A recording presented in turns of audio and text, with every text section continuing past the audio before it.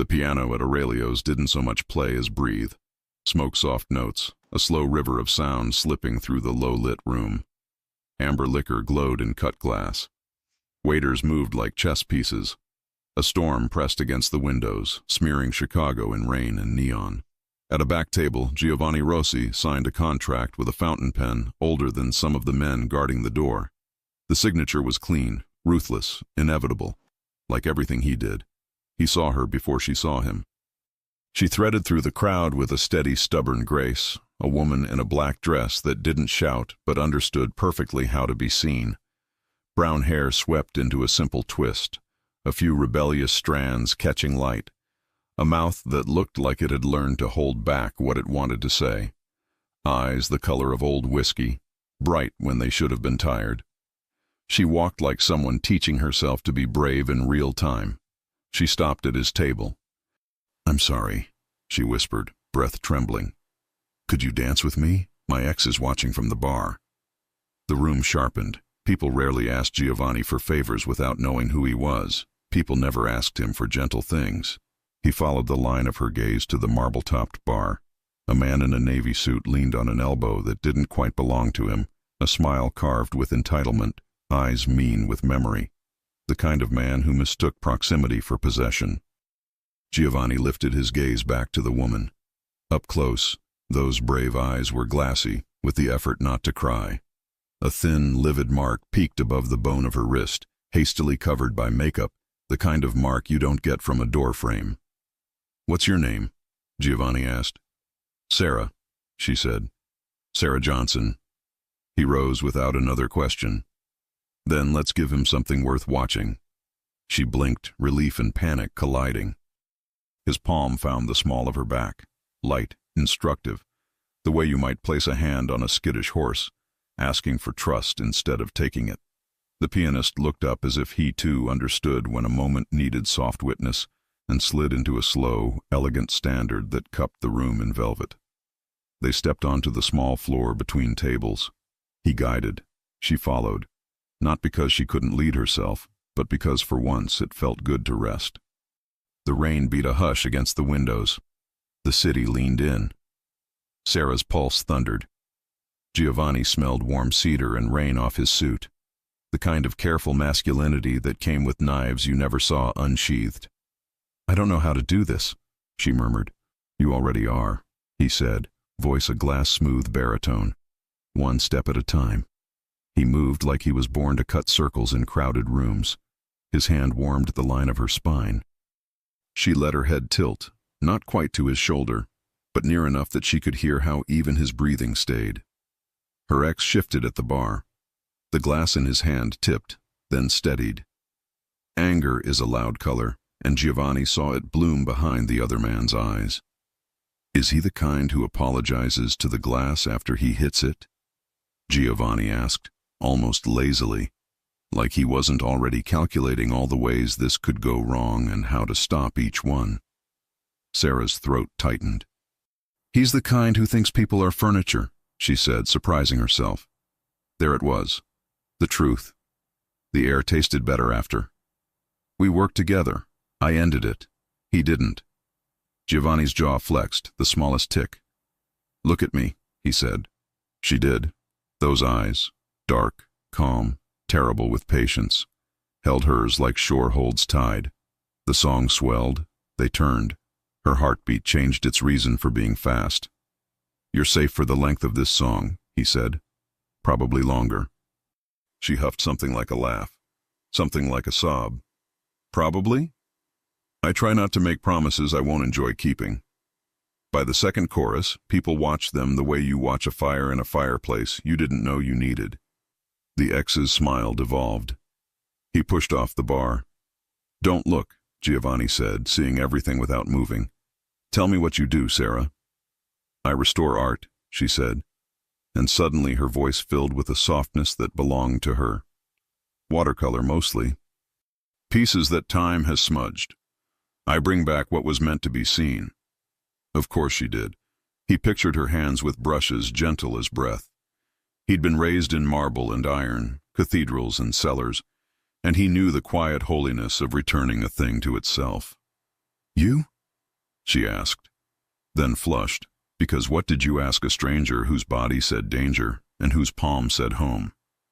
I sign my name, he said, mouth curving with a private joke. And I keep the people I sign for in one piece. Security? She tried, in a manner of speaking. The song ended. The room clapped like it had been waiting to exhale.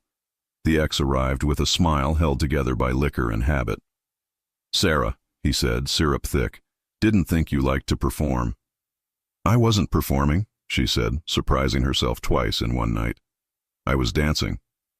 Same thing, he said, then turned an up-down glance on Giovanni that confused price with value. And you are? Leaving, Giovanni said pleasantly, and then, with a softness that felt like closing doors, he tucked Sarah under his arm. Come with me. He didn't look back, but two men who had been invisible up to that moment unfolded from shadows and stepped into the ex's path with courteous, immovable smiles. They slid into a side hallway where framed black and white photographs made time feel like an art project. Sarah's breath fogged. The world had moved too fast. The world had not moved fast enough. I'm sorry, she said. I shouldn't have. You did exactly what you should, Giovanni said. You asked for help. Her eyes shone. Do you make a habit of rescuing strangers? No, he said. I make habits out of excellent things. I suspect you'll ruin me for all of them.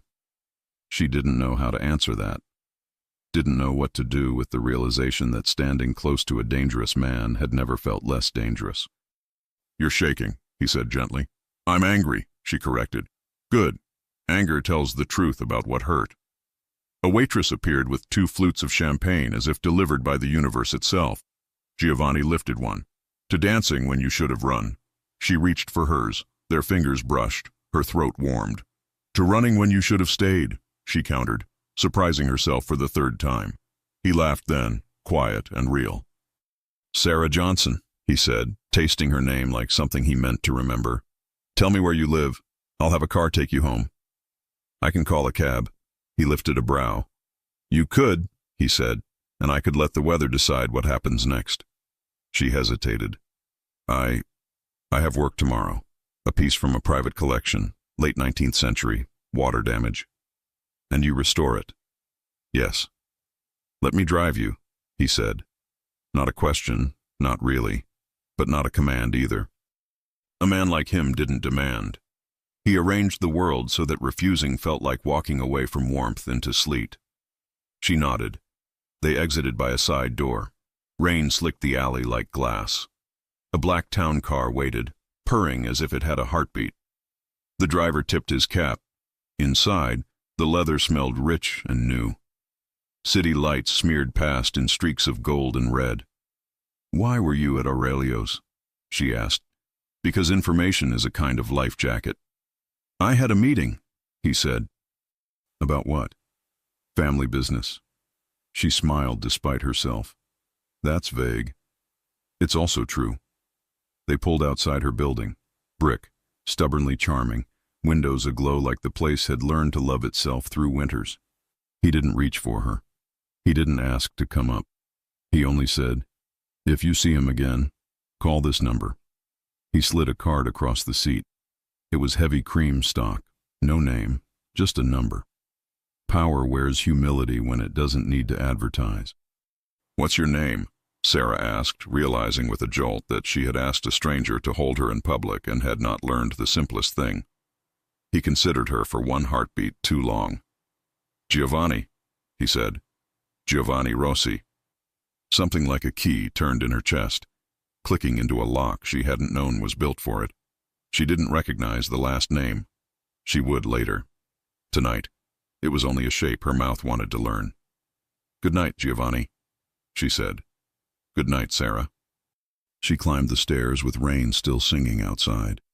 In her apartment, warm, cluttered with brushes and taped sketches and a kettle that whistled even when you didn't ask it to, she stood very still in the middle of the room and understood 2 things. She had done something reckless, and she had never felt safer. She set his card on the counter like a pressed flower. Down on the street, the car didn't pull away. Giovanni watched the light in her window turn on, widen, settle. He breathed once, the kind of breath you take before you sign something binding. Then he dialed his brother. "Luca," he said when the line clicked. "A man named Daniel Porter. Find him. Politely ask why he thought Aurelio's was a good place to harm what belongs to me." "You don't have anything at Aurelio's," Luca said, all grin and knives. "I do now," Giovanni said, and ended the call. Back in the apartment, Sarah's phone buzzed. A text from an unknown number. "You looked happy. Let's fix that." It was a photo from the bar, her, mid-turn, eyes bright. The frame cut in a second later to Daniel's smirk. Her stomach iced over. The air went thin. Her hands shook as she picked up the cream card. She didn't know, not yet, that the number in her palm could tilt a city. She dialed. "Sarah," he said on the first ring, as if he'd been waiting in the spaces between the seconds. "What's wrong? How did you?" She swallowed. "He texted me." "Stay inside," Giovanni said, quiet turning hard. "Lock your door." She did. He listened to the deadbolt find its home. Beyond the rain, the city stretched like a feral thing. Giovanni's voice came back softer. "Good. Now breathe. Tell me exactly what the message said." She told him. He memorized every syllable, every comma in her fear. When she finished, the silence on the line thickened, then broke. "Sarah." "Yes?" "You did the brave thing tonight," he said. "Let me do the dangerous one." "Are you going to hurt him?" "I'm going to teach him the difference between a woman and a possession," Giovanni said. "Sometimes men only learn in a language they speak."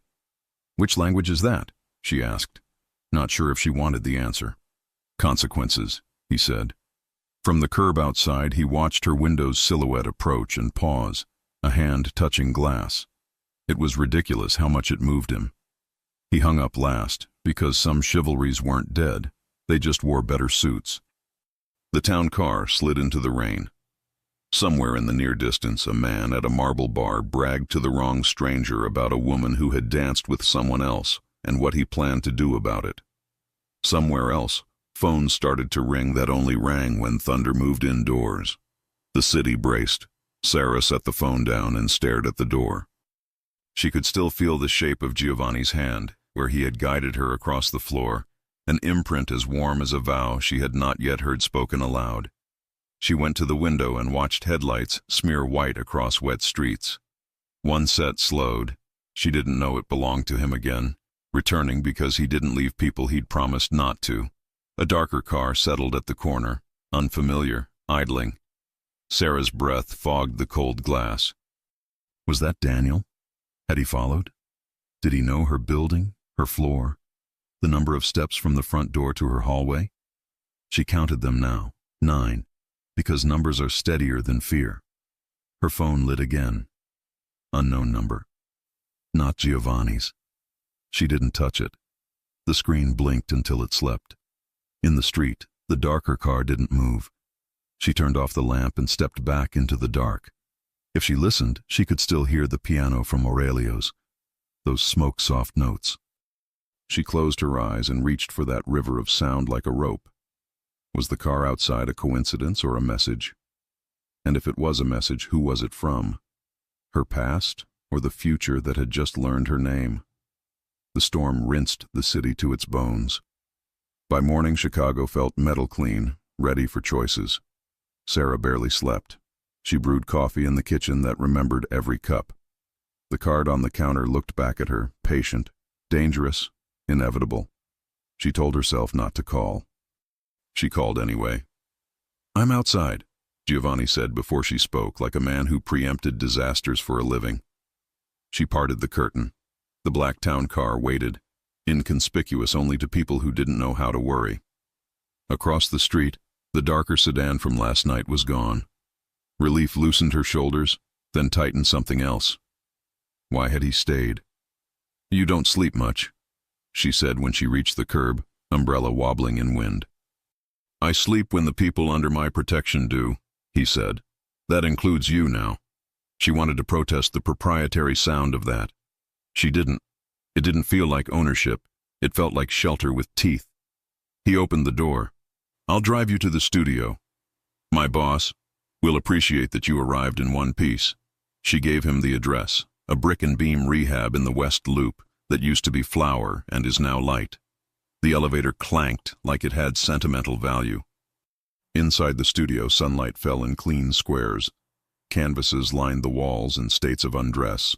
The smell of paper and fixative and quiet discipline wrapped her like an apron. "This is where you make time apologize," Giovanni said, stepping around a table of brushes like they were relics in a church. "Something like that," she said, hiding the smile. He watched her work the way a general might watch a surgeon, fascinated, respectful, aware of the stakes in skin he didn't wear. She unrolled a watercolor-washed pail by a burst pipe decades ago, honeysuckle on a windowsill, a little girl's bow, a blue half-sky. With a sable brush so soft it might be mistaken for breath, she coaxed color back to life in patient strokes. "Do you always know what to fix first?" he asked. "No," she said. "I start where the damage dares me to start." He nodded like he understood that more than he should. His phone buzzed. He stepped to the window, voice low. Names stitched themselves through his tone. Luca, Santoro, Porter. He disconnected after 3 words that didn't sound like a man. They sounded like a verdict. "Bring him in." Sarah rinsed a brush. The water bloomed a bruised purple, then cleared. "Is this where you tell me what you do?" she asked. "No," he said, and for once the truth was gentler than a lie.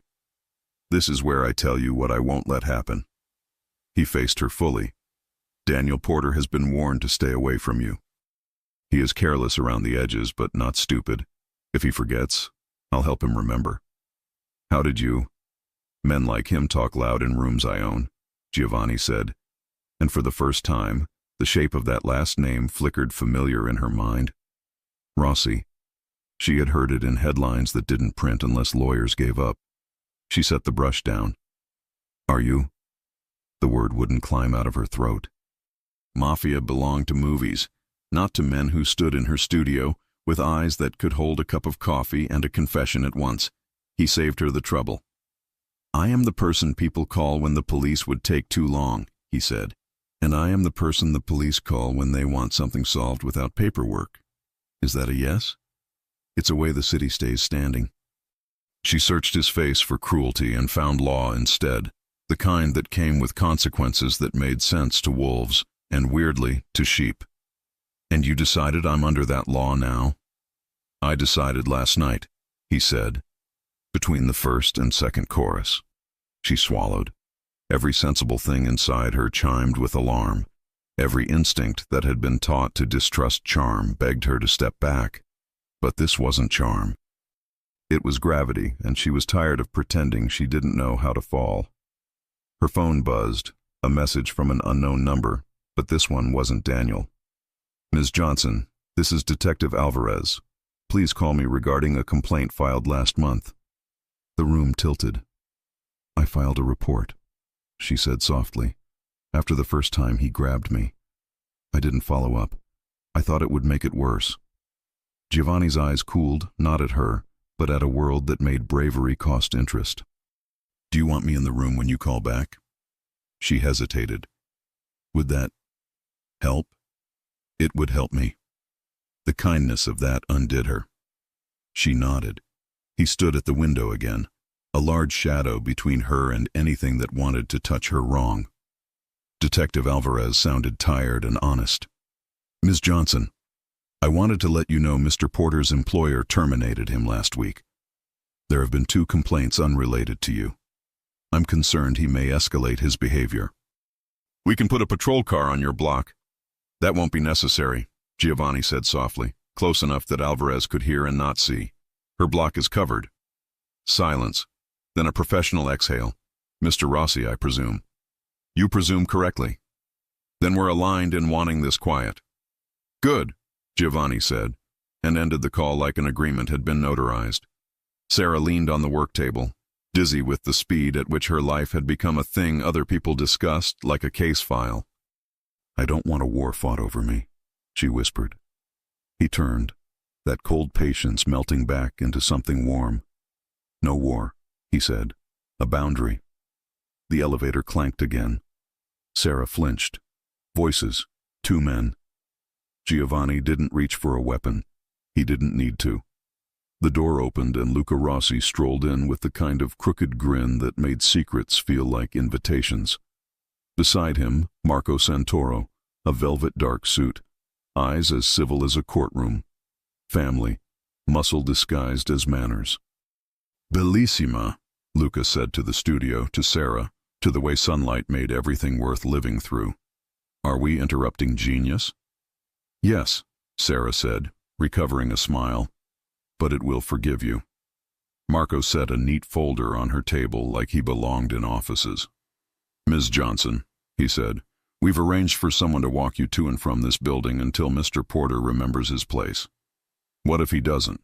She asked. Then we'll rearrange his memory, Luca said lightly, and Sarah couldn't tell if it was a joke until she realized it didn't matter. The effect would be the same. Giovanni flicked the folder open. Inside, a printout of Daniel's credit card charges, the kind of information you don't get unless the world owes you favors. Bars, a late-night cash advance, a pawn shop purchase that read like a euphemism. Knife? Luca asked. Or bravado, Marco said. Giovanni's eyes didn't leave the paper. Both cut, he said. Sarah's chest went cold. I don't want anyone hurt because of me. Giovanni closed the folder. Sarah, he said, and her name in his mouth had a rightness it shouldn't have yet. You didn't build the storm. You're only done letting it rain inside your house. She looked at her hands. There was pigment under her nails, a map of color she put back in the world. Okay, she said finally. Okay. Good, he said softly, almost proud. After you finish today's work, pack a bag. Excuse me. You're not sleeping alone tonight. Her pulse tripped. That's not in my guest room, he added, amused. I own a building with fewer entrances than your walk-up. Let me make a thing easy that shouldn't be this hard. Her gaze bounced to Luca, to Marco, to the street where the world remained hungry. She drew a breath. One night, she said, I don't disappear into anyone's life. Agreed, Giovanni said. You walk in. And that's what she did. By dusk, the studio's windows were fire. The city shook off the day like a coat. Giovanni's car swallowed her and her small canvas bag in leather and quiet. When the elevator in his building opened, it opened into a home that didn't feel like money. It felt like taste learned by loving things that last. Books with spines softened by thumbs. Art that didn't announce itself. Floors that knew the sound of bare feet. Guest room, he said, gesturing down a hall lit like a promise. Kitchen is yours. Every room is, except the locked one. What's behind the locked one? She asked, mouth a little brave. My father, he said, and it was only after she saw his eyes shift that she understood he meant ghosts. Dinner was simple because men who had eaten in every good restaurant eventually learned to love roast chicken. She picked at food she actually wanted and told him about paper grain and sunlight and a childhood spent tracing museum lines with a finger. He didn't tell her much, but he didn't leave her with nothing. My father built an empire with rules he broke last, he said. I inherited it with rules I break never. What are they? Children are sacred. Homes are sacred. Consent is sacred. He sipped wine. 4 years ago, a man ignored the third. He is difficult to find joy without his left hand. Silence settled, not awkward, but aware. Sarah, he said quietly, I don't expect you to be comfortable with what I am. I only expect you to be honest with what you feel. And what if those two things keep arguing? Then I keep showing up until honesty wins. It should have sounded like control. It didn't. It sounded like faith. Later, as she stood at the window in his guest room, the city appeared less hostile, like it wasn't out to get her but simply didn't know her name yet. She traced water on the glass with a fingertip. Her phone buzzed, a number she recognized now. Alvarez. We picked up Porter for questioning about another incident. He's out, but rattled. Stay careful. She texted back, I'm safe. A minute later, another message, this one unknown, a video file. She almost didn't open it, then did, because courage is a muscle you work or you lose. The screen filled with a dim room, a voice she didn't know, a question that turned the floor under her feet to ice. You still want in on Rossi's girl? A second voice, not my style, but I can deliver her to someone whose is. The camera angled just enough to catch a profile she knew from earlier today, Marco Santoro, his civilized eyes, his perfect tie. Sarah's breath left in a small sound. She stared into the black mirror of the window and saw her own face and the city behind it, and the reflection of a locked door down the hall. If Giovanni's rules were this sacred, why did the man he trusted most sound like betrayal in a language everyone understood? And if she showed him the video, would she be saving him or setting a match to the only shelter she'd found that didn't ask her to be small? She didn't move for a full 10 seconds. The city outside Giovanni's guest room window throbbed in sodium orange and headlight white, and her phone screen had turned her hand blue. The video was grainy, shot at waist level, like someone pretending not to film. A table edge, boots, two voices. You still want in on Rossi's girl? Not my style, but I can deliver her to someone whose is. The second voice was cultured and bored, the way men sound when they know alarms will never be their problem. The angle lifted just enough to catch a profile, close-cut hair, a perfect knot at his throat, the unreadable gaze of a man who'd learned to smile with his mouth, but not his eyes. Marco Santoro. Sarah's pulse tripped, then sprinted. She replayed it, pinched to zoom, watched the same 8 seconds until her stomach turned to glass. If this was true, then the one person Giovanni kept closest had just spoken of her like a parcel to be shipped. If it wasn't true, someone had gone to work to make it look like it was. Either way, she was a target. Either way, her body remembered the heat of a hand at her spine and made a new vow. I will not be furniture. She left the lights off and opened the door. The hall was a hush of warm floorboards and framed black and white photographs. Giovanni's father on a pier with a fish the size of a child. 2 boys in summer light, one already taller, both grinning with the kind of freedom people spend their whole lives trying to buy back. She followed the scent of roasted chicken and clean linen to the living room, where a table sat with 2 half-drunk glasses and a note under a cut crystal paperweight. If you wake, I'm downstairs. G. She pressed her fingers into the paper like it might anchor her. Then she took the stairs, barefoot, one hand on the rail. Down another hallway, a door stood open to a room that didn't belong in this century. Leather Chesterfields, wood dark and oiled, a desk with a map of the city under glass. The window framed winter like a painting. Giovanni stood with his back to her, jacket off, sleeves rolled, tie loosened. He looked like a man negotiating with the night. Giovanni? He turned. The fatigue around his eyes softened when he saw her, then sharpened when he saw her face. Sarah, what happened? She held the phone out. This came to me. No number. Just this. He didn't ask if he could take it. He didn't need to. She put the phone in his palm and watched something invisible click behind his eyes. Threat triage. Triage for truth. He listened once, twice, a third time, and then set the phone down like it might bite. Come here, he said, and there wasn't any room in the words for argument. She went. He didn't touch her. He just placed himself between her and the rest of the world, a wall that breathed. I don't know what to think, she whispered. If this is real. If it's real, he said quietly. I'll bury him so deep they'll name a train station after him, and no one will ask why it stops at an empty field. He held her gaze. But I don't make graves on edited rumors. Edited? He pointed at her phone. The background hum. Hear it? He replayed the clip and closed his eyes. That's fluorescent. Long tubes, high ceiling, concrete echo, but muffled by cloth. No ice machine, no espresso hiss, no register beep. Not a bar, not a club. And the voice he's answering? That one's clipped to a chest, lapel mic. His mouth tightened. Whoever sent this wants you to panic and me to be reckless. And Marco? She asked, throat tight. Do you trust him? I trust that he knows what happens to men who sell my people. A beat. And I trust my own verification more than any video. You're not angry?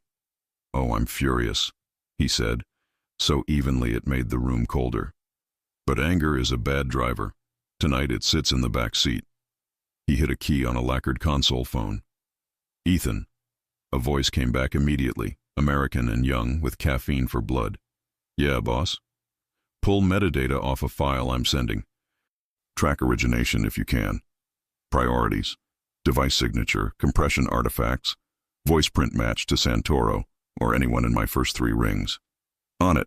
Giovanni ended the call and finally looked straight into Sarah's fear. Do you want to leave?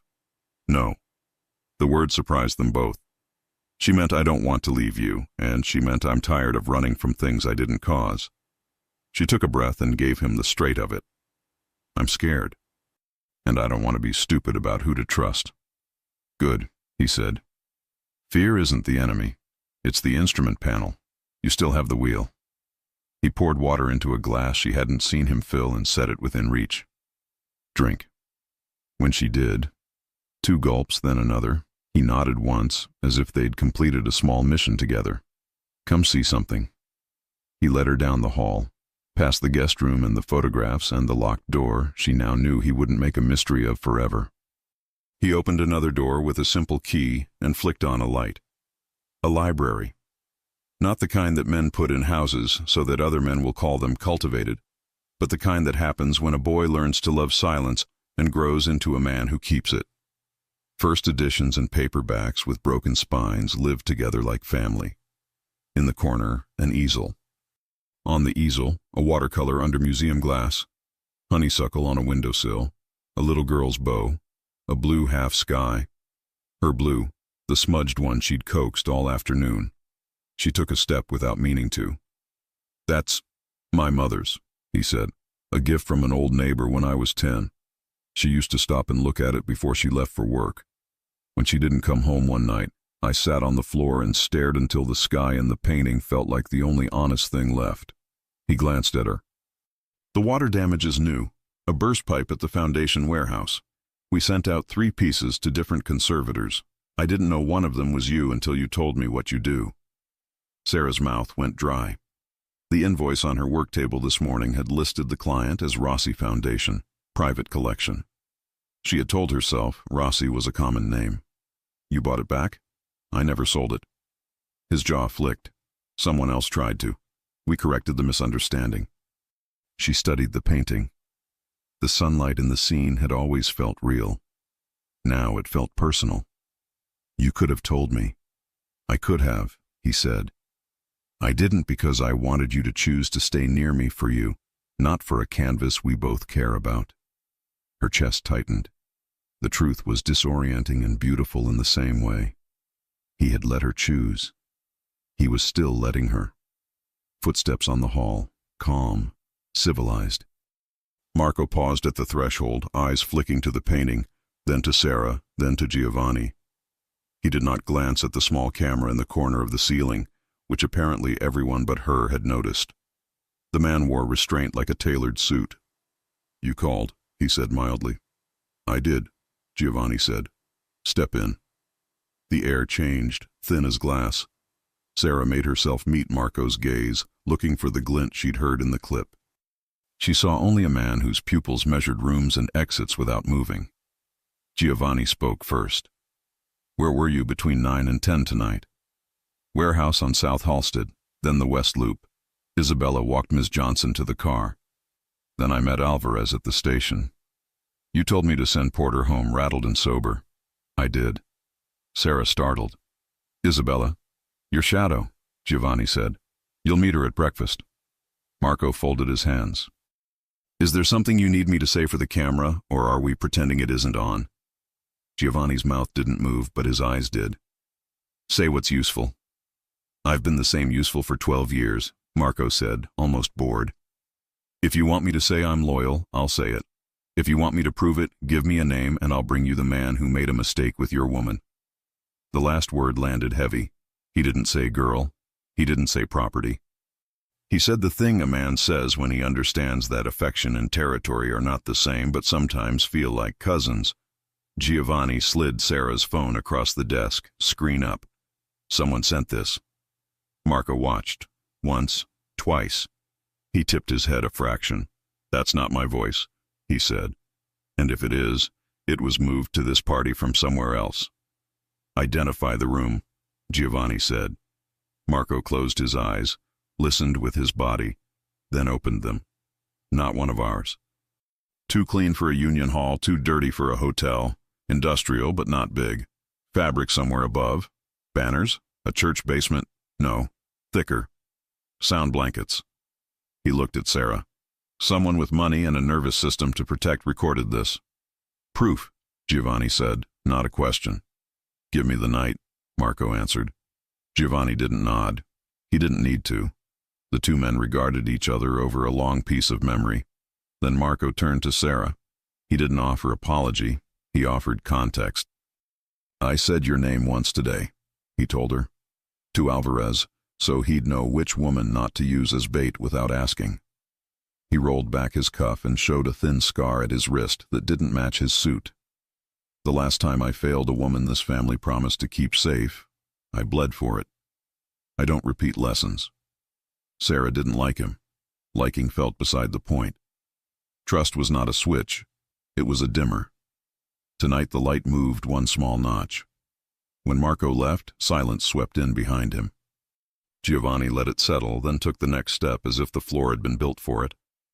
Tomorrow, he said, you go to your studio as usual. Isabella will walk with you. My driver takes you at night. You answer Alvarez's calls. You do not answer unknown numbers. If Daniel appears within 20 feet of you, you step away and let the man in the gray coat between you and him. His name is Matteo. He's very polite. And you? She asked, because every plan is only as steady as its anchor. I meet with men who need reminding, he said, and I keep a promise I made last night. She laced her fingers together to hide their tremble. What promise? That your life will be yours, he said simply. Sleep didn't come for an hour. When it did, it was because the house knew how to hold people.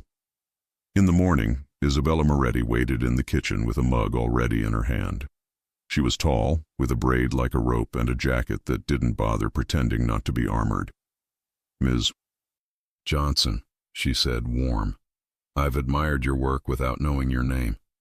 Now I get to keep you in one piece while you make old paper breathe again. Sarah laughed, and the sound felt like a little mercy. Deal. Call me Sarah. Only if you call me Isabella. She angled her head toward the hallway. Boss says we walk. He'll meet you at the studio at lunch. Outside, winter had polished the city to a clean cold. Isabella matched Sarah's pace exactly, the art of protection passing for friendship to anyone not trained to look. Their conversation moved from paint weights to favorite diners to women who move through rooms like they earn the air. At the studio door, a man in a gray coat read his newspaper like it held the last good joke. He didn't glance up. Morning, Ms. Johnson, he said anyway, and the paper flipped one page like a wave. Inside, the watercolor waited with a patience that felt almost human. Sarah slid into work and let her hands tell her body what to do. Layer by layer, the blue returned, not garish and new, but grateful. When she lifted her brush and the sky looked like itself again, her throat prickled. She labeled the progress with a pencil note and reached for her phone to photograph the stage. A new text. You choose nice prisons. No number. A second ping. The guest room window is charming. Her skin went electric. She snapped a photo of the screen and sent it to Giovanni with no words. His reply arrived inside 10 seconds. Stay inside. I'm on my way. Isabella was already at the door. Phones? She asked, and Sarah handed hers over without argument. Isabella's thumbs moved. Spoofed through 3 relays. They want us to chase phantoms. Do you think it's Daniel? I think Daniel is a symptom, Isabella said. Men like him never learn to be architects. Architects of what? Bad nights, Isabella said, then smiled like it was a joke worth surviving. The elevator clanked. Sarah's stomach cold rolled until the doors opened and Giovanni stepped out, all black wool and quiet command. Something released in her chest she hadn't consented to tighten. "Show me," he said. She did. He read, glanced once at the windows, once at the neighboring rooftop, and then took out his phone. "Ethan, 2 pings, text towers near West Lake and Morgan. Pull camera feeds. I want every plate within 60 seconds of those timestamps." Ethan said something fast and improbable. Giovanni hung up and looked at Sarah. "Do you want to go somewhere that isn't a glass box?" "Yes." "Good. Bring your brush." "Now?" He smiled a fraction. "Now." They drove 10 minutes and stepped into a room so silent it could have been outside of time. The Rossi Foundation's conservation lab was larger than her studio, purer, the air fixed at a temperature that made papers sigh. White walls, white tables. A woman at a microscope glanced up and saluted with a scalpel like a conductor's baton. "You built this," Sarah said, breath already quieter for the space. "I paid for it," Giovanni corrected. "The women in this room built it." "Thank you," the woman at the microscope said without looking up again. "Regina," Giovanni introduced. "She yells at me when I try to hang art near a vent." "I yell at everyone when they do that," Regina said. "Vents are treacherous." The joke ran a thin, warm thread through Sarah's spine. On the far wall, 3 frames waited under muslin hoods. Giovanni lifted one with the care of someone who has carried broken things and learned how not to make them worse. "Your mother's," Sarah said, throat tight. "She would like it better with your hands on it," he said. "You do a thing in the sky I haven't seen anyone else do." Heat rushed her face. Praise from men like him usually came with a bill. This felt like a clean check, no string attached. Work steadied her. She mixed a blue that wasn't exactly original but remembered. Regina hummed. Giovanni didn't hover. He walked the perimeter of the room like a moat that moved. For 20 minutes, nothing existed but pigment coaxed into breath. Her phone vibrated on the table. Regina passed it without breaking rhythm. "Ethan, source for the video. Basement studio used by a podcast on West Fulton. Rented last week by E. Marino. That's Enzo Marino, Valenti's media guy. Also, voice print on Marco line is a 72% match, but the consonants have a brick wall reverb that isn't in Santoro's usual profile." Someone moved syllables. "You were right. It's a stitch." Giovanni showed her the text. Relief hit so hard her knees wobbled, then a smaller, colder thing slid in behind it. "Someone wanted me to doubt the only person you trust with your back." "That's the point," Giovanni said. "Family only falls from the inside." "Valenti," she said carefully, rolling the name in her mouth. "Rival. Old kind," he said. "Men who think violence is more persuasive than patience. He's been trying to put a hand on the West Side contract since he learned to shave." "And me?" "You," Giovanni said, "are leverage he will never get to hold." The simplicity of it stole her breath. The certainty did too. There were men who made declarations to hear their own echo. Giovanni made them because echoes came looking for him. By late afternoon, the sky and the watercolor had memory again. Giovanni stepped to her elbow as she set the finest brush down like a peace offering. "You're beautiful when you win," he said, voice low. "Is this winning?" "It is tonight." He didn't kiss her. He didn't touch her. He simply let the sentences he wasn't saying sit between them like a candle. Warm, not yet flame. A courier met them at the studio.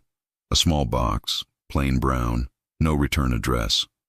Isabella and Matteo flanked her without making a scene. Sarah lifted the lid.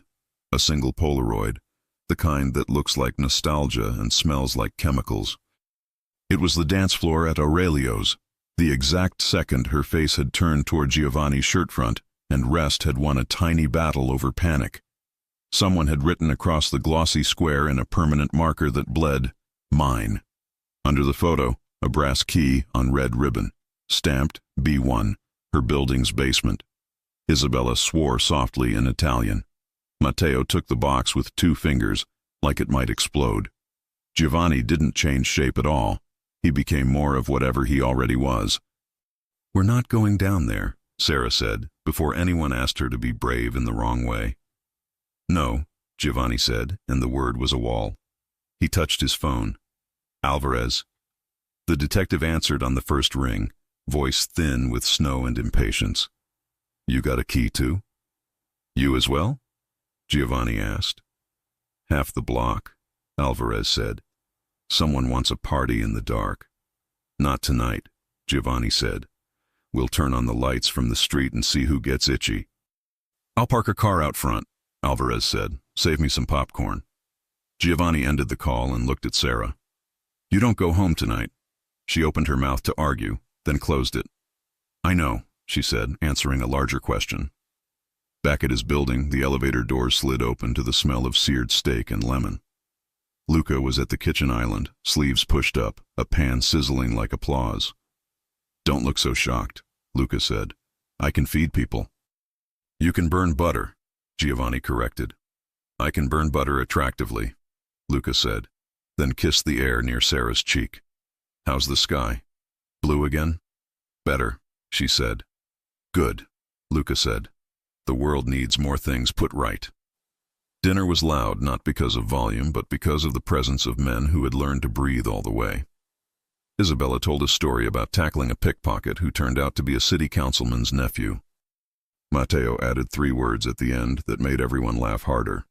Sarah did not realize she was relaxed until her shoulders startled at a knock. Giovanni's hand went to the small of her back before she could think to be afraid. Stay, he said. Eat.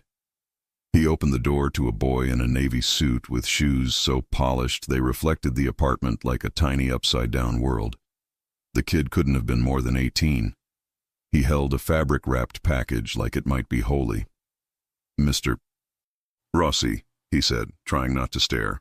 From Mr. Valenti. Giovanni took the package without looking at the boy.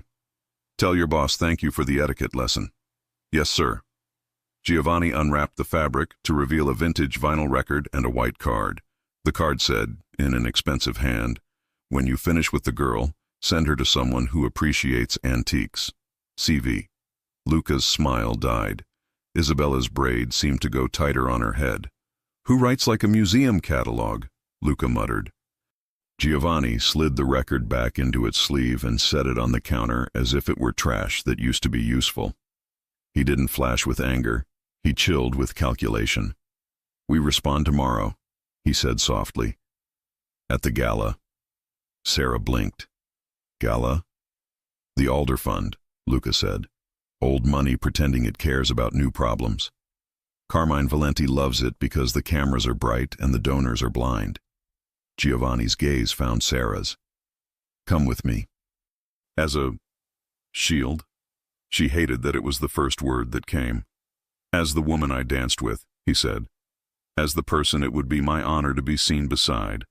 And yes, also because there's nothing like daylight to make a cockroach remember the cracks he crawled out of. She should say no.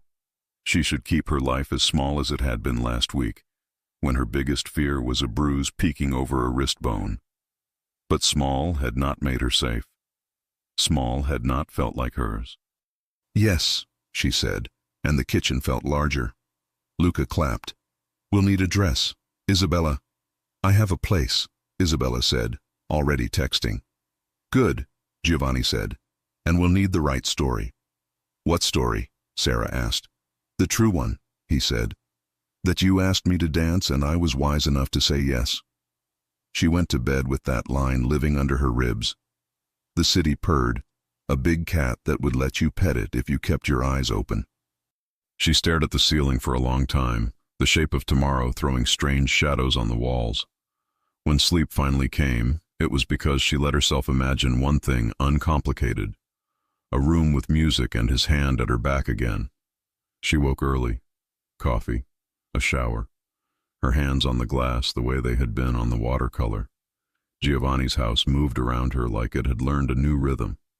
She reached for the guest room curtains and stopped. On the window, written backward on the outside in the oil from someone's fingertip, a single sentence waited to be read from within. He already danced with someone else. She stared until the letters resolved. They were small and neat. The kind of spite that belongs to men who don't bleed when they should. The glass was cold under her palm. The city beyond it was just waking. She texted Isabella the photo. The reply came fast. No cameras caught the writer. "We'll dust it," but whoever did it wore care like cologne. Sarah leaned her forehead against the pane and exhaled. Tonight they would walk into a room that loved money more than truth. Tonight men who sent boys with packages and boys with keys would smile for cameras.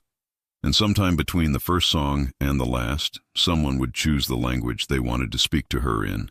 Threat or respect? Which one would the city understand louder? The night arrived dressed like temptation. Downtown shimmered in gold, traffic humming, camera flashes blinking against marble facades.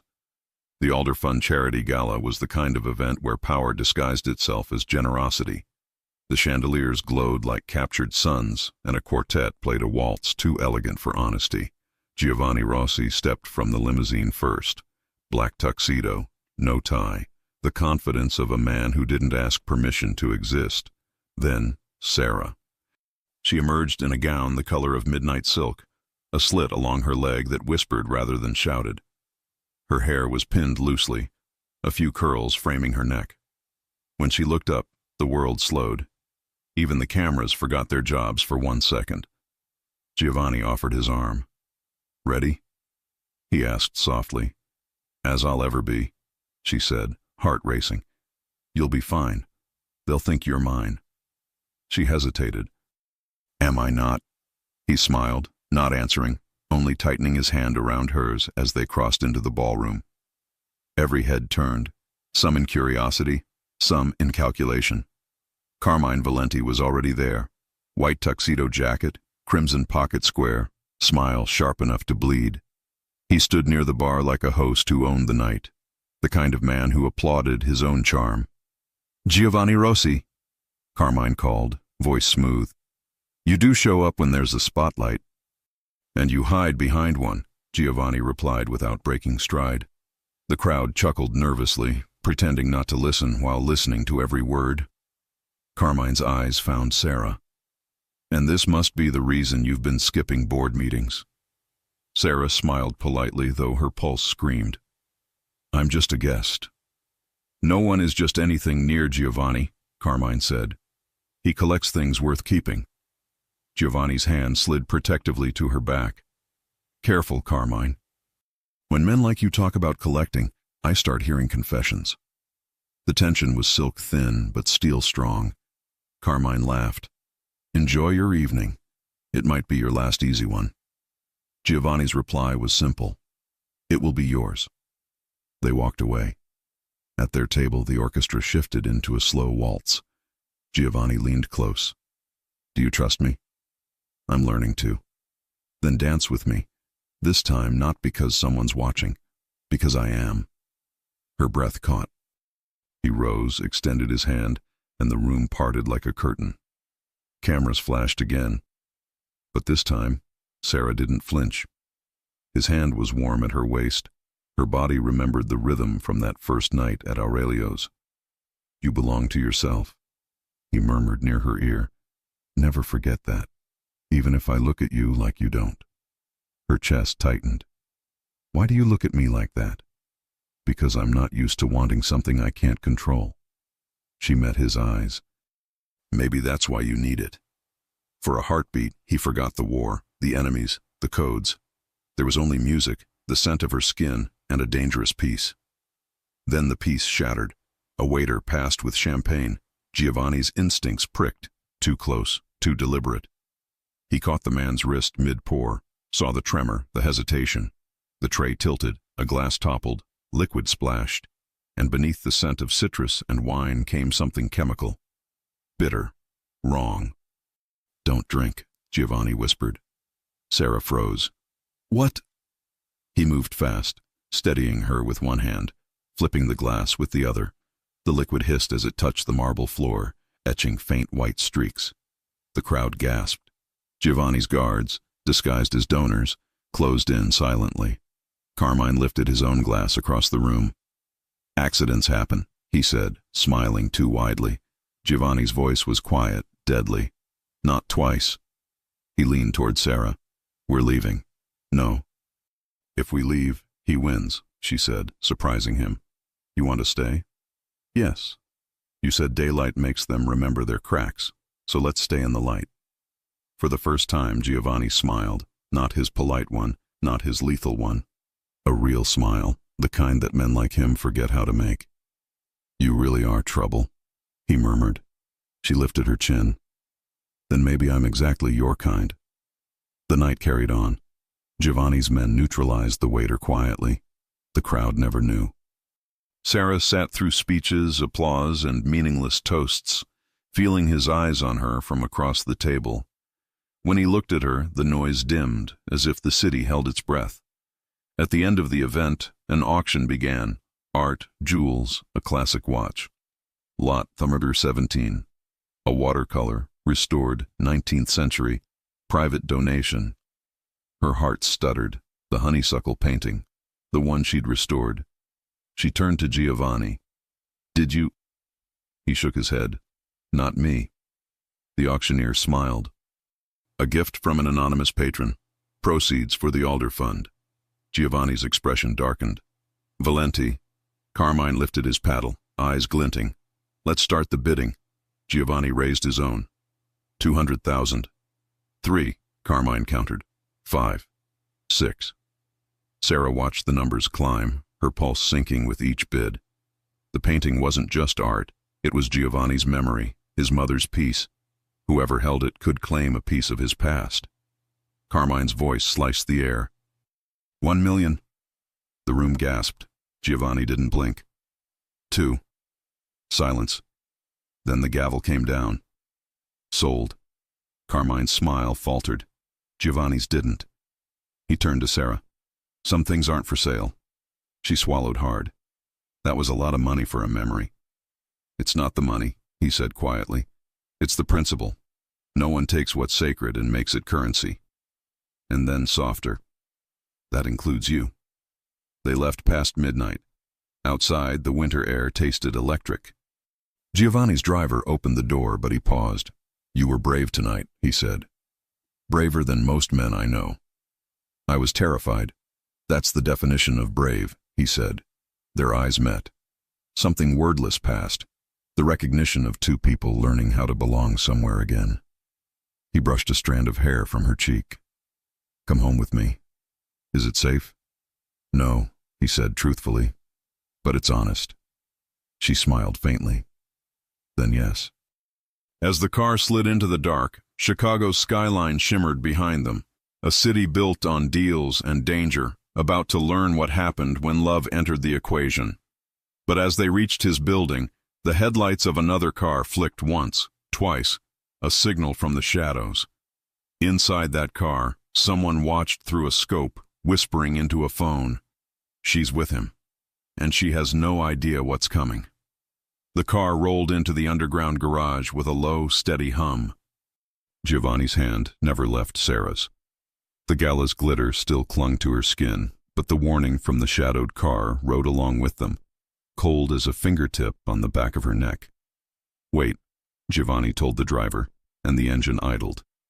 He scanned the mirrors, reading light and angles like a second language. Matteo? Level clear, came the calm reply from the gray coat in the second vehicle, but someone blinked us from the street. Copy. Giovanni squeezed Sarah's fingers once, like a code for with me. The elevator opened straight into his lobby. Marble, warm light, the quiet of money that didn't have to prove itself. He guided her in, then held a palm over a sleek panel, new hardware she hadn't seen before. You upgraded, she said, half trying to lighten what the air refused to lighten. I added one door no one else sees, he said. You're the reason. Inside the penthouse, the city sprawled in glass. Luca's jacket was slung over a chair, tie loose. Isabella leaned in the kitchen doorway with a glass of water. Matteo ghosted past a window like a reflection that didn't belong to anyone. Report, Giovanni said. Isabella nodded toward a tablet on the counter. Alvarez picked up 2 boys in a borrowed sedan 2 blocks down. Scope mounted but no firing pin. Scare piece. Who sent them? Sarah asked. Valenti likes theater, Isabella said. He wanted you to perform fear. You didn't. Giovanni looked at Sarah with quiet pride. You stayed in the light. Not alone, she said, and meant it. Luca brought a first aid kit even though no one looked hurt. Habit. He set it down with a thud. Want to talk about that auction, big brother? 1 million was a nice punch. 2 million was a sermon. Giovanni shrugged. He tried to buy our mother's window. Sarah felt it again. The small shock, the human truth under all the iron. Thank you, she said, for letting it stay sacred. His gaze softened. Some prices you pay so you can live with yourself. He reached for his glass, and then the window across the room starburst, a bright, mean flower of safety glass whitening at the center. Down, he said, already moving. He took Sarah to the floor with a gentleness that made the violence outside feel farther away than it was. The second crack came a full breath later, a ricochet singing angry against concrete. Isabella had her weapon out, but holstered again when she saw Giovanni's hand rise. A signal. 2 fingers. Hold. Wait. Silence. A siren far away. The city pretending nothing happened. Matteo's voice in Giovanni's earpiece. Backblast from the old parking structure, rooftop to rooftop, shooter already gone. Any cameras? Giovanni asked. Too blind. They knew where to stand. Then they know us too well, Luca muttered, eyes scanning shadows as if they owed him names. Giovanni helped Sarah up. The tiny flecks of glass glittered in her hair like a crown that had come from the wrong story. His thumb moved once at her temple, slow and careful. I'm okay, she said, surprised to hear it and to find it true. You're shaking, he said softly. I'm mad, she corrected, the echo of last night warming the word. Good, Giovanni said. Anger tells you what to fix. He turned to Isabella. Lock the building. Nobody in or out without my eyes on them. Done. To Matteo. Call in Giro. I want the nest on that garage mapped before sunrise.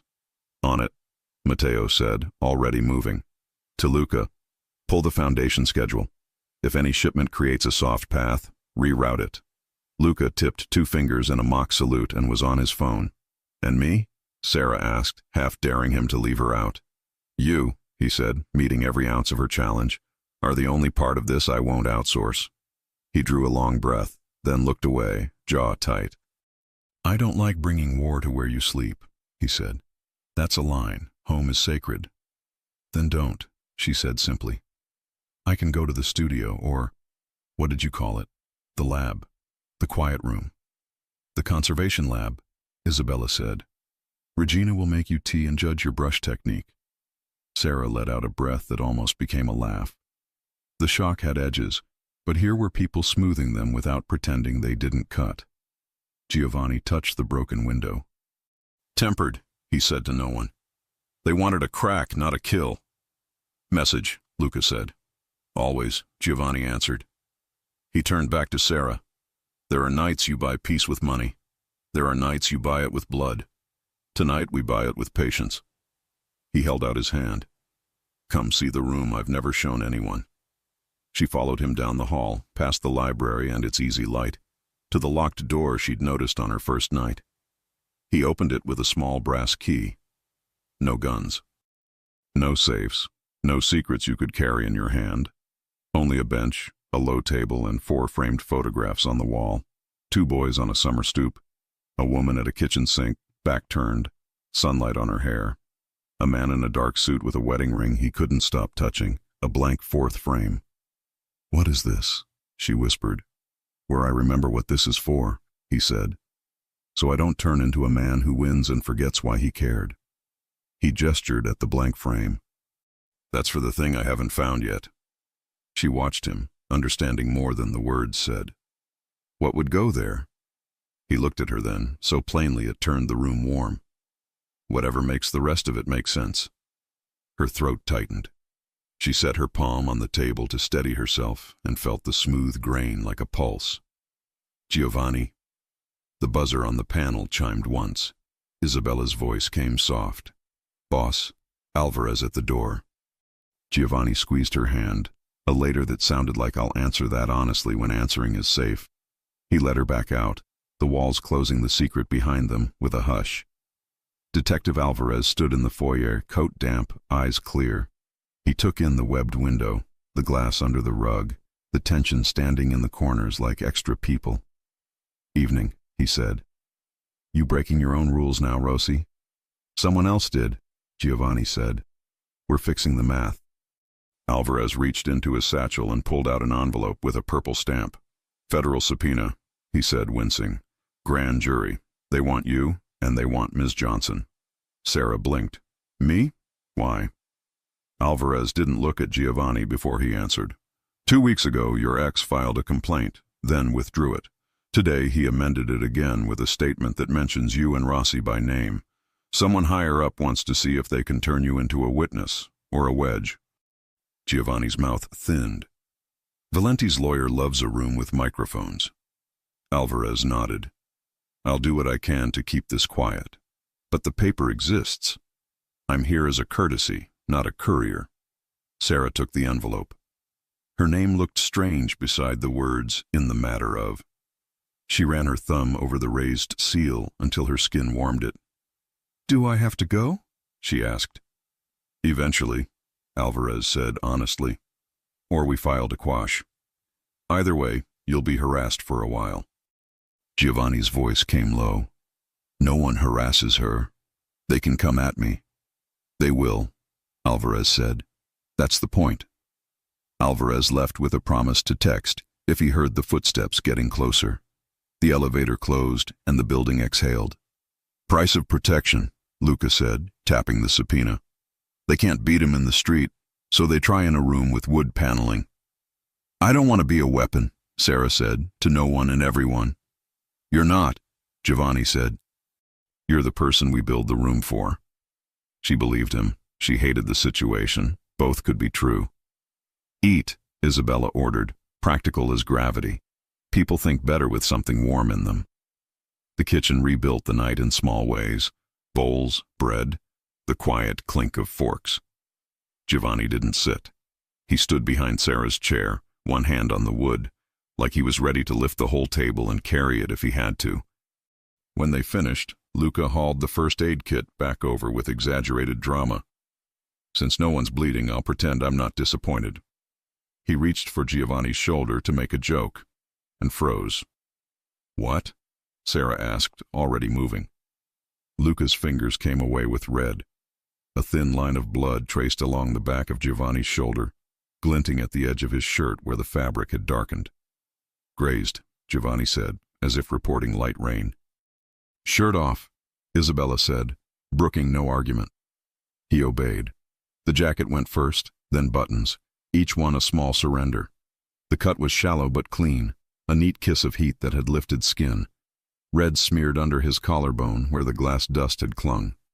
"Hospital," Sarah started. "No," Giovanni and Isabella said together. They glanced at each other. She rolled her eyes in sisterly exasperation and reached for antiseptic. Sarah stood so close she could memorize the shape of his chest, the map of old scars like a history book with no captions. Her hand shook for the first time that night. "Hey," he said, as if they were alone. "I'm here." "You got shot because of me," she said. "I got grazed because a small man wants to feel bigger," he corrected. "And I chose to be where you were. I'll keep choosing that." She pressed her lips together. "Does it hurt?" "Not as much as not touching you." Heat flooded her face. She busied herself with gauze so she wouldn't do something reckless, like answer that line the way a body answers gravity. Isabella taped the dressing with brisk competence. "No suit jackets for 2 days," she decreed. "I own knitwear," Giovanni deadpanned. "You own problems," Isabella said, and the two of them smiled in the way families do when they're tired and grateful to still have each other to annoy. Luca's phone buzzed. He read, then whistled. "Porter." "Daniel?" Sarah's stomach went cold. "Hospital," Luca said. "Somebody tuned him up. He's not dead. He's also not talking." "Alvarez?" Giovanni asked. "On scene," Luca replied. "Says Porter had a note in his pocket." "What note?" Sarah asked, already bracing. Luca read from the screen. It says, "When kings play, pawns break." And on the back, your initials, Sarah, SJ. The room went still. The old world loved its metaphors. The new world knew how to make them cut. Giovanni's voice gentled. This is not your fault. It feels like it, she said. Feelings aren't facts, he said. They're weather. We dress for them and keep walking. She swallowed. What happens now? Now, Giovanni said, we make 2 lists. One of threats, one of promises. Threats first, Isabella said, pulling her braid tighter. Valenti escalates. The feds sniff. Whoever staged that video has more where it came from. Promises, Giovanni said, looking at Sarah. You sleep without fear. You work without watching the door every 5 minutes, and when we walk into any room, we walk in together. It should have felt like a vow he couldn't keep. It felt instead like a line drawn in chalk across a floor. Step over, and the house will turn on you. Sarah exhaled. Her body remembered music. It remembered the heat of his hand at her back. It remembered her own voice at Aurelio's, asking a stranger to dance and finding an answer she hadn't known she needed. Okay, she said. We keep walking. He nodded once, as if they'd signed something binding. Tomorrow, he said, you go to the lab. Regina wants you at 10. I meet with Alvarez at noon. At 3, we make Valenti answer a question in a room he doesn't control. What question? She asked. Who let him into our house? Giovanni said simply. She frowned. Into the building? Into our day, he clarified. None of this hits this hard without someone opening a door from the inside. Her mind flipped through faces. Matteo's calm, Isabella's dry humor, Luca's impatient warmth, Marco's civility, the boy with the vinyl, Daniel's mean smile, the waiter's shaking hand. She hated herself for even arranging them on a mental shelf. Trust is not blind, Giovanni said, reading the fight on her face. It's a set of tests we pass by showing up. Let people pass or fail on their own. Even Marco? She asked quietly. Especially Marco, he said. I've known him since we were kids. When someone tries to cut a bond like that, I assume the knife is cheap and the hand is scared. She nodded slowly. The logic steadied her even as the unease didn't fade. Somewhere in the city, a man with a white tuxedo jacket and a crimson square held a phone he should never have been given. Somewhere else, a courtroom waited with microphones that would twist whatever truth they were handed. Midnight slipped past. The broken window wore temporary film like a bandage. The city beyond it glittered like nothing was wrong. Giovanni walked her to the guest room. He didn't kiss her goodnight. He didn't need to. The space between them had stopped feeling empty and started feeling like a promise, lined with patience. At the doorway, he paused. Sarah. She looked up. You asked me a question earlier, he said. Am I yours? Her breath caught. I said, am I not? He gave her the smallest, most dangerous smile she had ever seen. Ask me again when this house is quiet. He left before she could answer.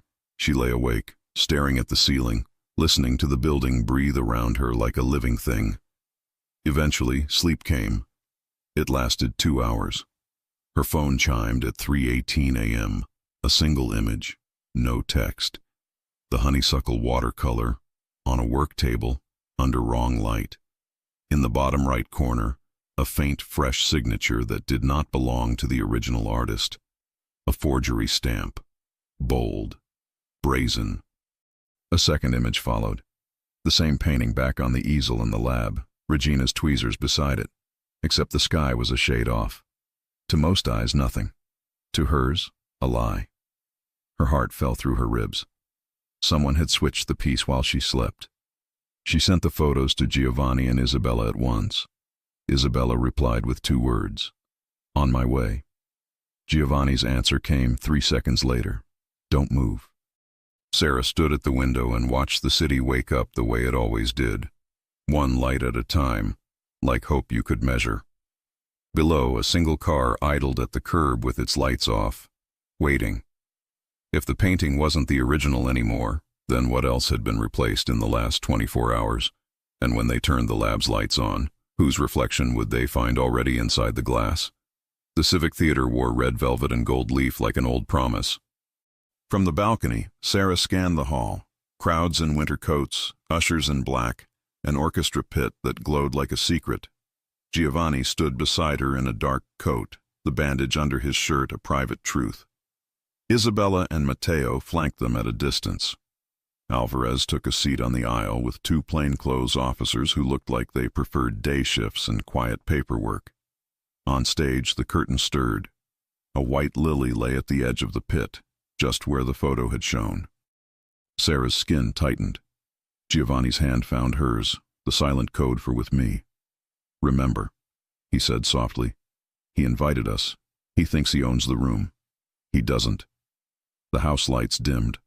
A hush folded the audience. Bows lifted. Music rose. Clean, aching, inevitable. "Cite the broker," Isabella murmured over comms. "Blue suit, scar at the ear." Sarah found him first. Right side, orchestra row G. Thomas Rinaldi leaned back like a man cataloging trophies. 2 seats over, a slim figure with a neat jawline and a small silver charm on his key ring, J. Julian Vicari. Giovanni didn't move. He watched the stage until the first pas de deux began, then nodded once. Alvarez stood as if stretching his legs. 2 officers drifted down the aisle like men who'd lost something under their seats. Isabella started down the opposite staircase. "Not yet," Giovanni murmured. "No panic. We end this in the light." The dancers turned like the idea of grace made real. Sarah forced her breath to match the music. She was not a pawn. She was not furniture. She had walked into the lion's den on purpose. Halfway through the act, a hairline movement at the back of the orchestra level snagged Giovanni's attention. An usher who wasn't an usher lifting a small device toward the mezzanine. A signal relay, thin as a candy bar. "Julian's trick," he said. "Isabella." "On it," she answered, ghosting to intercept. Rinaldi leaned toward Julian, whispering, a smile inside his voice. Giovanni's phone hummed once in his pocket. "Ethan, Marino's studio is live. Backup drives syncing to a cloud we control. Audio of Aurelio's compromise captured. Ledger names matched. You have your proof." Giovanni exhaled slowly. "Now," he told Alvarez. The detective touched the back of his badge. The first officer reached Rinaldi's row and bent, polite as a maitre d'. "Sir, would you come with us?" Rinaldi smiled, all teeth. "Not during the adagio." Giovanni spoke for the first time, his voice traveling cleanly through the hush. "Stand up, Thomas." The name hit like a cymbal. Heads turned. Dancers faltered half a beat and found the music again. Rinaldi's eyes flicked to the balcony. Recognition. Annoyance. He rose anyway, because men who survive long in this city learn when not to run. Julian started to stand too, then froze as Isabella's hand found his wrist, light as a teacher's correction. Sarah felt it before she saw it. The shift in air that says someone is doing the wrong math. At the far end of the row, a man with a shaved head and a too-still coat pocket pushed up, and the glint of a short blade flashed under stage light. "Matteo," Giovanni said. Gray coat moved like a rumor. Matteo reached the man as he stood. The knife skated off nothing. The man folded like a mistake corrected. The music never stopped. Rinaldi turned his palms out in a gesture of cultural fatigue. "Really, Giovanni? At the ballet?" "At the scene of your first theft," Giovanni said. His voice was still, not loud. "You like rituals, so do I." Julian tried to twist free. Isabella didn't tighten her grip. She only looked at him until his bones remembered how little they wanted to disappoint her. "Carmine wanted a second act," Giovanni said. "He'll have to watch it on a screen." "From where?" Rinaldi asked lightly. "Tahiti?" "Cook County," Alvarez said, producing a neat stack of paper that had waited its whole life to be used. "Thomas Rinaldi, you're under arrest for conspiracy to commit fraud, wire fraud, and unlawful surveillance." Rinaldi's mouth flattened. He glanced at Sarah, curious, not cruel. "Was it the paper that beat me?" he asked her. "It's always the paper." "It was my mother," Sarah said, voice steady. "She left a truth you forgot to see." Julian's eyes flicked to her. Shame did a small unpretty thing to his face. "I just install speakers," he muttered. "And kitchens, Isabella said, and cameras aimed at women who didn't invite you. Alvarez's second officer cuffed Rinaldi. The audience murmured, a ripple of human noise that felt like weather about to break. On stage, the ballerina took her partner's hand and kept going, because artists know how to continue through ridiculousness. "Where's Carmine?" Sarah asked. "Here," came a voice from the aisle. Carmine Valenti stepped into view like a man entering his own reception. White jacket, crimson square. The self-satisfaction of someone who has never had to be late for anyone. "Wouldn't miss this," he said as security froze at the edges of the room. "Thomas bores me when he loses." Alvarez lifted his chin. "You're welcome to join him." Carmine smiled as if he'd been complimented. "Detective, you brought wood-paneled paper to a knife fight. This city prefers steel." "Tonight it prefers evidence," Giovanni said. Carmine's gaze touched Sarah like a cold hand pressed against glass. "The conservator," he said. "You look like your mother." "Don't," Giovanni said, soft enough to carry. Carmine's smile thinned. "You keep breaking the rules, Rossi. You make love a security policy." He nodded toward the pit. "Careful with that. Love bleeds louder than any king." "Then listen close," Giovanni said, "because mine is speaking." He stepped forward, and the entire house seemed to lean. No threats, no raised voice, only a list of facts, laid like cards, face up. "You swapped originals for copies through your broker and your installer. You seeded gossip with my woman's mother's name to discredit her. You planted a relay in my home and called it a speaker. You sent boys without firing pins so you could feel tall. You cracked my glass to write your name on my night." He took one more step. The space between them was a line on a map. "You are a small man in a big suit, Carmine, and tonight you are done." Alvarez held up his phone. "Search warrants executed at Marino's studio at 7:42 p.m. Multiple drives seized. Audio, contracts, a ledger that matches a page the decedent Laura Bennett wrote, sealed years ago and introduced by a lawful heir. This isn't theater." Carmine's jaw clicked once. "You think men like me go to prison?" "I think men like you go quiet when the money dries," Giovanni said. "And I think yours just did." He angled his head. Luca, at the back of the house, lifted his hand once. Bankers answered to gravity and panic. Valenti's accounts had begun to shiver an hour ago. The final freeze hit while Act 1 danced. Carmine's smile cracked, then returned in smaller pieces. "You can't hold all the doors at once," he said. "Watch me," Giovanni answered. Rinaldi was already moving down the aisle between two officers. Julian sagged as Isabella handed him to another pair. The man with the knife was awake enough to be ashamed. Carmine took a breath that thought about running. He didn't. He lifted his hands like a man who knows how to survive a season. "I'll give you your second act," he said to Sarah, bitterness under velvet. "He'll bleed. They always do." "He already did," Sarah said. "He bled and stayed." Silence held for one clean second. Then Alvarez nodded. Two more officers stepped in, not apologetic, not theatrical. They surrounded Carmine without touching him and escorted him to the end of the row, where the aisle waited like a narrow future. As they passed, Carmine leaned just enough to aim one last line at Giovanni. "The inside door," he said softly. "Find it." Giovanni didn't answer. He was already turning, not to the aisle, not to the stage, but to Sarah. The orchestra swelled as if the room understood what needed to happen next. "Come here," he said. She did. The audience watched as if they'd been sold tickets to this exact moment. Giovanni took Sarah's right hand in his left, set his other hand at the safe place at her back, and guided her in a slow, private waltz in the shadow of the balcony railing, while below, the actual ballet continued. No performance, no pose, just two people using music to make gravity behave. "You are not collateral," he said low. "I know," she said. "I'm a choice." "My best one," he answered. She laughed without meaning to. The sound shook and then steadied. "You didn't answer me the first time I asked." "At Aurelio's?" he said. "You asked for a dance. After, in your hall. Am I yours?" He held her gaze, and the truth in his eyes wasn't a weapon. It was shelter.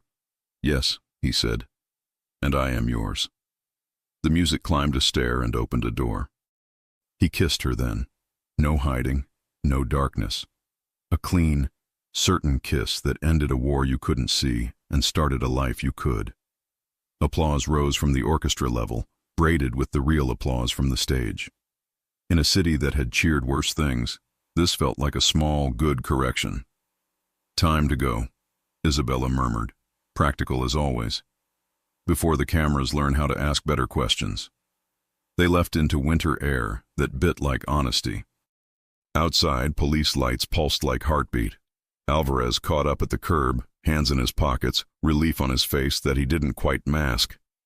We'll need statements, he said, but not tonight. Tomorrow, Giovanni said. Alvarez nodded at Sarah. Your mother would have liked you. She taught me to put things back the way they're meant to be, Sarah said. He smiled, real and tired, and walked away. The car door opened. Giovanni didn't usher her in. He stood with her for a moment, both of them looking at the theater like a place they would never be afraid of again. Home? He asked. Home, she said, and meant a building and a room and a person. They rode in a quiet, edged with relief. Snow began that particular Chicago way, first a rumor, then a decision. Giovanni's phone buzzed once. Ethan, inside door found. Doorman took a bribe to look left at 211. He's already confessing. No family, just rent due. Giovanni's mouth tightened. Compassion and consequence sharing a chair. Make sure he eats before he signs. He texted. Then make sure he never touches a door again. The car slid into the garage. The elevator rose. The penthouse exhaled when they stepped in. The temporary film on the cracked window had been replaced by new glass. The city beyond it glittered clean, as if something old had finally burned off. Luca was at the island with a triumphant grin and 2 glasses. Valenti tried to call a judge, he reported cheerfully. The judge was in our box. Careful, Isabella said, plucking a speck of lint from her sleeve. You'll start believing in happy endings. I already do, Luca said, tipping his glass toward Sarah. They just take work. Sarah drifted to the library. The honeysuckle watercolor waited under gentle lights, its sky the exact color she'd coaxed back. Regina had left a note on the frame in her precise hand. Original reinstalled. Copy impounded. Paper remembers. Giovanni came to stand beside her. We'll return the painting to where it belongs, he said. But until then, it can live here. It already does, she said. He turned her toward him. No audience now, no enemies. Just 2 people who had survived the second act and had a third to write that didn't require blood. I don't know what language to use for this that isn't a contract, he said, attempting a smile. Try plain, she said. Plain, he repeated, and the words softened his face. Stay. Not because you're scared, because you're sure. I am sure, she said. Of you. Of me with you. Of the way the world looks when we're on the same side. He breathed out like a man setting down weight. Then stay. She did. And later, when the house was quiet and the city sounded like a far river, he told her the pieces he hadn't said out loud, how he learned his rules, where the scar on his shoulder came from, what it cost to be both feared and decent. She told him about a girl who learned to see color where other people only saw damage, about a mother who wrote truth on paper and hid it like a seed. In the morning, sunlight found them. Coffee steamed. The world politely kept moving. Headlines would argue, lawyers would posture, money would try to remember how to be power without being cruel. Those were tomorrows. Today had simpler work, returning the lily to a vase, calling Aunt Karen with thanks, letting Alvarez ram his shoulder into the right doors until they opened. At the window, Sarah traced one finger on the new glass. It's strange, she said, how a city can feel different overnight. It's not the city, Giovanni said, slipping an arm around her waist. It's the house. And us in it, she added. And us in it, he agreed. She tilted her face up. Will you dance with me? He smiled, the most dangerous smile of all, the one that meant he had nothing left to hide. Always, he said. They danced in morning light without music, the way people do when the rhythm they need is already living under their ribs. Outside, snow fell soft as an apology. Inside, the blank frame on the wall wasn't blank anymore. Someone had slipped a photograph into it. Two figures on a balcony, mid-turn. The world blurred around them. The caption in Luca's hurried block letters. The night they chose each other. There would be other tests. There always are. But they had a language now that didn't rely on fear. It sounded like yes when you could say no, like I'm here when you could leave, like steady in a room built to make you spin. In a city of contracts and consequences, they wrote a different kind of deal. They kept it. If you enjoy stories like this, take a moment to subscribe to the channel. That's how I'll know you truly liked it. Even if you're watching on your TV, grab a second to join this family of fans who love emotional and heartfelt stories. Your support means everything, and it helps us bring you even more tales like this one.